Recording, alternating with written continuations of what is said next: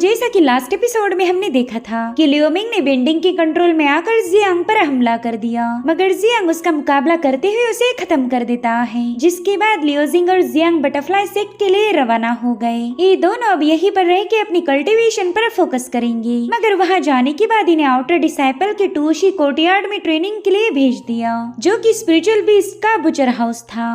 अब आगे तो इस एपिसोड की शुरुआत उसी सीन से होती जहाँ पर सीनियर गाओपिंग लियोजिन को बुली कर रहा था। उसके साथ फ्लर्ट करते हुए उसका नाम पूछता है। उसे लग रहा था कि भला ये नए डिसाइपल मेरा क्या ही उखाड़ लेंगे, लेकिन उतने में लियोजिन ने उसका हाथ मरोड़ते हुए उसे काफी जोरदार लात जड़ दी, जिससे तो वह बंदा उल्टा पुल्टा होकर सीढ़ियों पर जाकर पटक गया। उसके चमचे भी उसकी ऐसी हालत देखकर काफी ज्यादा पैनिक हो गए। उससे पूछते कि सीनियर आप ठीक तो हो ना, कहीं उस लड़की की लात जोर से तो नहीं पड़ी? तो गाओपिंग उन्हें चिल्लाते हुए बताने लगा कि जल्दी से जाकर उस बंदी की धुलाई कर दो।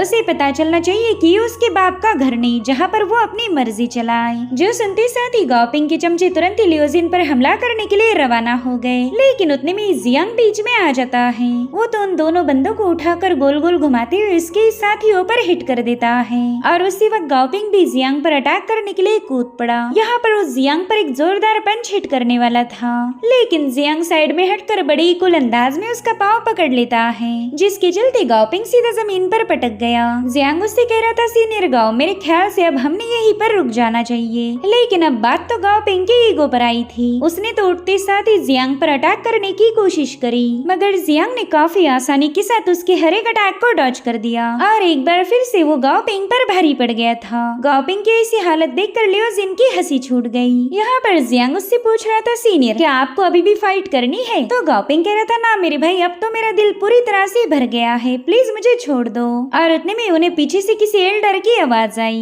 उस आवाज को सुनते साथ ही गाओपिंग जानबूझकर घायल होने का नाटक करने लगा। दरअसल यहाँ पर एल्डर चुआन पहुंच चुका है, जो कि इस टूशे हॉल की स्टीवर्ड की पोजीशन को संभालता था। तो गाओपिंग ने तुरंत ही जाकर एल्डर चुआन के सामने इन दोनों की शिकायतें लगाई। साथ ही साथ वो इन दोनों पर ही पहले अटैक करने का इल्जाम लगा रहा था। अब यहाँ पर लियोजिंग उस मास्टर के सामने कुछ एक्सप्लेन कर पाए, लेकिन जियांग ने उसे इशारों में मना कर दिया, जिसके बाद वो दोनों भी एल्डर चुआन के सामने ग्रीट करते हैं। और अब एल्डर चुआन उन दोनों से कहने लगा कि शायद तुम लियो फैमिली के डिसाइपल्स हो, चलो मैं तुम दोनों को यहाँ का काम समझा देता हूँ। और अब हमें एल्डर शाह दिखाए जाते हैं, जो कि यहाँ मौजूद कल्टीवेटर से साफ सफाई करवा रहे थे। तब तक एल्डर चुआन भी इन दोनों को लेकर वहाँ पर पहुँच जाते हैं। दरअसल ये वही जगह थी जहाँ पर स्पिरिचुअल बीस्ट को स्ले किया जाता था। साथ ही उन्हें यहाँ पर एक आर्मर बीस्ट भी दिखाया गया। गाओपिंग बताता है कि ये बीस्ट काफी ज्यादा पावरफुल माना जाता। ऐसा कहा जाता कि इसकी आउटर शेल आयरन से भी स्ट्रॉन्ग है, ब्लेड या सोड इसे आसानी से स्लॉटर नहीं कर पाती। इनफैक्ट ये उन स्पिरिचुअल बीस्ट में से एक है जिन्हें स्ले करना सबसे ज्यादा मुश्किल माना जाता। अगर इसकी ताकत की बात की जाए तो इसके पास ची रिफाइनिंग रल्म वाले बंदे जितनी पावर्स होगी, यानी कि ये बीस्ट ची रिफाइनिंग रल्म पर ऑलरेडी ब्रेक थ्रू कर चुका है। वेल जियांग को तो ये बात पहली बार पता चली थी कि यहाँ के बीस्ट भी कल्टीवेट करते। और तभी एल्डर चुआन लियोजिन और जियांग को बताने लगा कि कल से तुम दोनों का टास्क होगा इन्हें आर्मर बीस्ट को स्ले करना।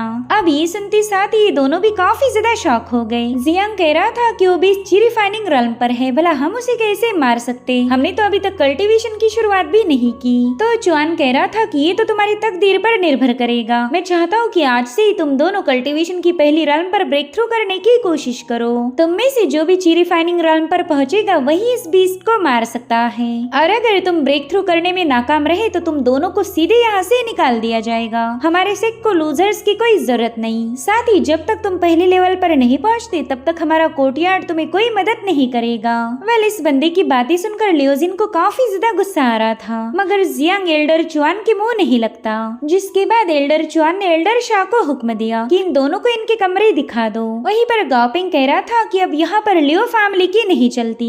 इतना ही नहीं, वो बंदा तो एल्डर चुआन के भी कान भरने लगा। वो कहता है कि इन दोनों ने यहाँ आते साथ ही मेरी पिटाई लगा दी। आप कुछ ऐसा कीजिए कि इन दोनों का यहाँ पर जीना भी हराम हो जाए। तो एल्डर चुआन ने गाओपिंग के हाथ में पिल्स का पॉकेट थमा दिया। वो कह रहा था कि तुम्हारे पास काफी अच्छे स्पिरिचुअल रूट्स है, तो चलो इन पिल्स का इस्तेमाल करके जल्दी से ब्रेक थ्रू कर लो, और अगर तुम इसमें नाकाम हुए तो तुम्हें भी यहाँ से हटा दिया जाएगा। मैं चाहता हूँ कि तुम जल्दी से ताकतवर बन के इन दोनों बंदों को सबक सिखाने में मेरी हेल्प करो। जो सुनते साथ ही गाओपिंग तुरंत ही उसका शुक्रिया अदा करने लगा। दरअसल इस एल्डर चुआन की लियो फैमिली के साथ कोई पुरानी दुश्मनी थी, तो वो अपना सारा गुस्सा लियोजिंग और जियान पर उतार कर खुद को तसल्ली देना चाहता था। वहीं दूसरी तरफ एल्डर शाह ने इन दोनों को इनके कमरे दिखा दिए थे। वो कहते हैं कि कल सुबह होते साथ ही कोर्ट यार्ड में पहुंच जाना। अगर वहाँ देरी से आए तो एल्डर जुआन तुम्हें पनिश करेगा, इसलिए बिल्कुल भी टाइम मिस मत करना। दरअसल एल्डर शाह को इन दोनों के लिए काफी ज्यादा बुरा लग रहा था। उन्हें पता था कि एल्डर जुआन इन्हें हर तरीके से बुली करेगा। और अब एल्डर शाह के वहाँ से जाते साथ ही लियोजिन जियांग से बात करने लगी। वो उससे कहती है कि थोड़ी देर पहले तुमने मेरी मदद की थी, उसके लिए तुम्हारा शुक्रिया। तो जियांग उससे कहता है मिसिस में थैंक यू बोलने की कोई जरूरत नहीं, आफ्टर ऑल हम दोनों भी एक ही फैमिली से बिलोंग करते हैं। साथ ही जियांग उससे कहने लगा कि मैं जानता हूँ आप यहाँ आने के बाद काफी ज्यादा मायूस हो।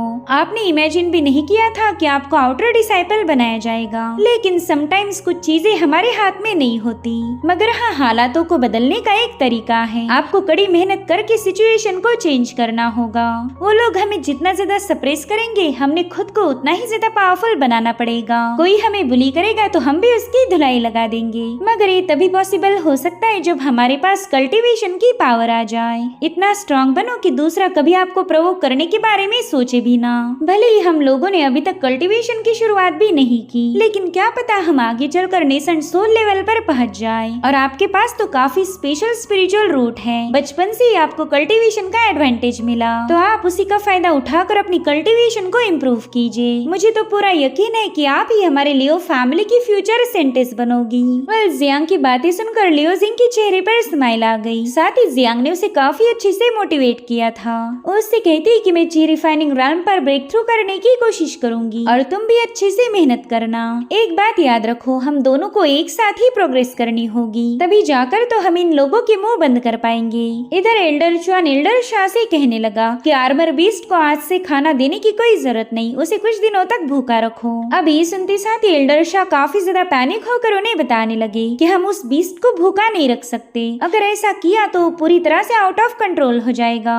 वो उन दो बच्चों को बुरी तरह से घायल कर सकता है। जिस पर एल्डर जुआन कह रहा था कि तुम फिक्र मत करो, दरअसल मैं भी चाहता हूँ कि वो दोनों जल्दी से पावरफुल बन जाए। अगर वो बीस्ट इन्हें तगड़ी टक्कर देगा तो इनके कल्टीवेशन में इम्प्रूवमेंट आएगी। हालांकि एल्डर शाह जानता था कि एल्डर जुआन आखिर करना क्या चाहता है, मगर वो खुद इतने मजबूर है कि चाहकर भी जुआन को रोक नहीं पाएंगे। इधर Jiang for the first time cultivation करने बैठ चुका था। उसके पास उसके फैमिली का मैनुअल है। वेल इस मैनुअल में कुछ ऐसी टेक्निक बताई गई थी जिनका यूज करके जियांग फर्स्ट रैंक पर पहुंच सकता था। सबसे पहला तो उसे अपनी ऑरा को सेंस करना होगा और फिर उसे अपनी ट्रू जी पावर को हर एक मेरिडियन तक पहुंचाना है। इस प्रोसेस में उसकी बॉडी में मौजूद टोटल 9 गेट्स ओपन होंगे और अगर वो इन 9 गेट्स को ओपन कर पाया तो फिर उसे माइंड स्पेस का भी एक्सेस मिल जाएगा। फिर वो अपनी सी ऑफ कॉन्शियसनेस में एंटर कर सकता है और इसी को फर्स्ट लेवल ऑफ ची रिफाइनिंग कहा जाता था। सो अब इस मैनुअल में लिखी हुई हर एक बात को फॉलो करते हुए जियांग ने अपनी कल्टीवेशन को स्टार्ट कर दिया।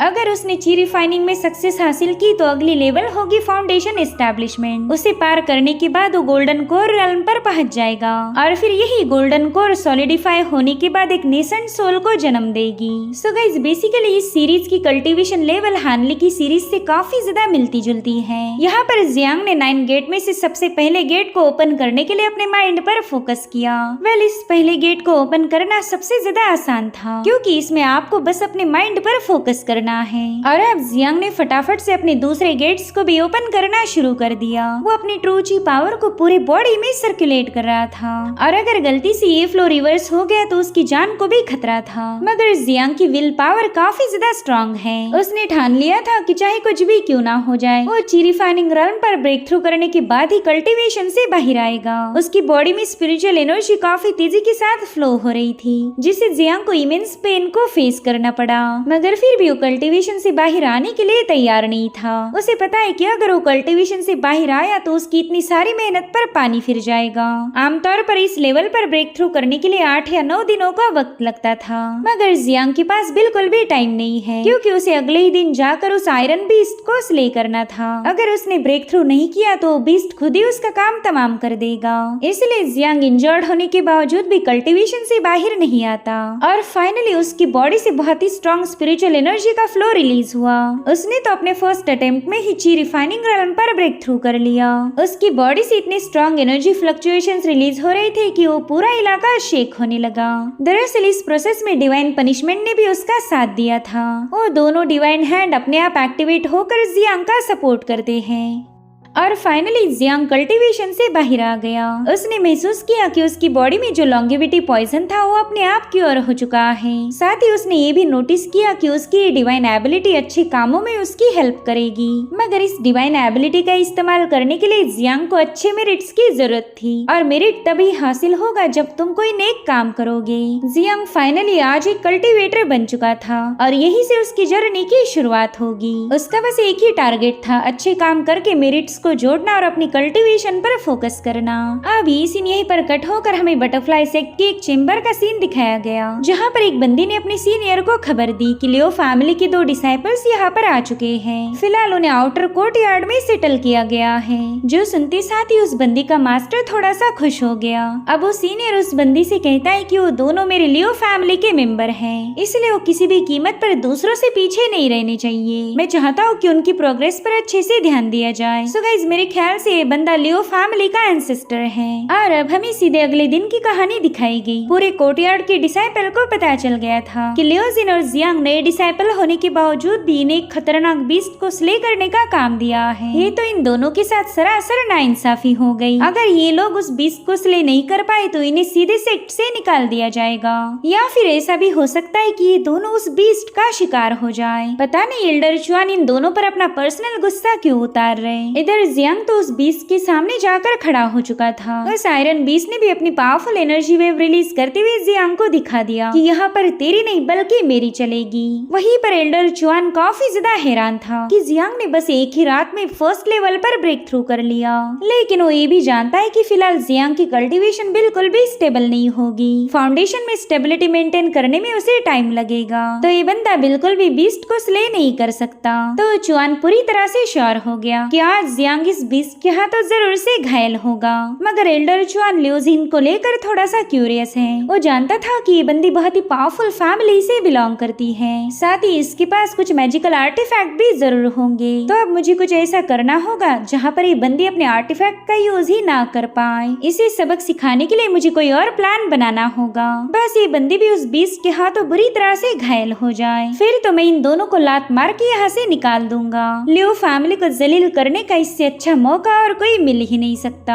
आज मैं पुराने सारे हिसाबों को चुकता कर दूंगा। इधर लियोजिन दिल ही दिल में कहने लगी कि ये चुआन जानबूझकर मेरी लियो फैमिली के मेंबर्स को बुली कर रहा, मगर इसमें जियांग की तो कोई गलती नहीं। ये बंदा तो हाल ही में हमारी फैमिली में वापस आया, सिर्फ मेरी वजह से आज जियांग को भी टारगेट किया जा रहा। वेल, यहाँ पर लियोजिन को जियांग के लिए काफी ज्यादा बुरा लग रहा था। वो इतना तो समझ गई थी कि एल्डर चुआन की उसके लियो फैमिली के साथ कोई न कोई पुरानी दुश्मनी होगी और इन दोनों फैमिलीज के दरमियान बलि का बकरा बन रहा था जियांग। वहीं पर एल्डर शाह जियांग को बताने लगे कि आयरन बीस्ट काफी ज्यादा स्ट्रॉन्ग है, तुम चाहे इस पर कितने ही हमले क्यों ना करो, इसकी शेल को ब्रेक करना इम्पॉसिबल है। मगर इस बीस्ट की एक कमजोरी है जो कि है इसकी टेल। अगर तुम इसकी टेल पर अटैक करोगे तो ये काफी ज्यादा कमजोर पड़ जाएगा। बस सही मौका मिलते साथ ही इसकी पूंछ पर लगे हुए क्रिस्टल्स को हटा देना और उसी पल में ये बीस्ट अपनी सारी एनर्जी को खो देगा। उसके बाद तुम सीधे इसके गले पर वार करना। तुम्हें इस पर हमले करने के ज्यादा मौके नहीं मिलेंगे,